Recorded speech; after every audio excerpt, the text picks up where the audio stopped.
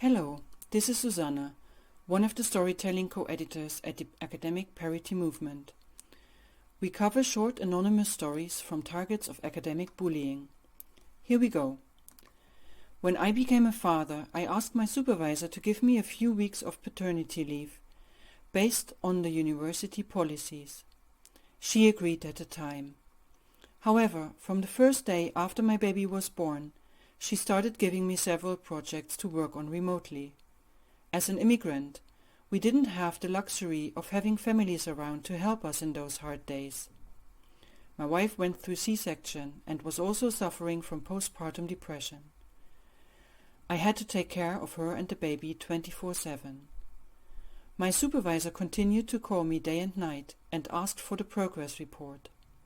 I mentioned to her that I'm on parental leave and am having too many things related to my baby and my wife on my plate, and that I would appreciate it if she gives me a few weeks to be back on track. But she made it very clear that to her, parental leave means to work from home and nothing more. I was desperate and didn't know what to do.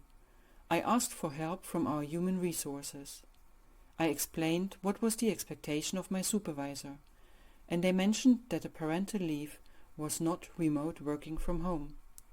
They contacted my supervisor and asked her not to give me any work-related tasks during these few weeks. I had not heard from the supervisor then. However, when I came back to the lab after the parental leave, I found my signed termination letter on my desk. I went to the ombuds office and department chair to complain about the situation. After all, I was just using the legitimate paternal leave that was offered by the institutional regulations. They were very sorry and compassionate when they heard my story, but in action, nothing happened. I had to leave the institution, and after a couple of months, I could finally find a job to rescue myself and my family. After several years, I still carry the grief and depression from that experience.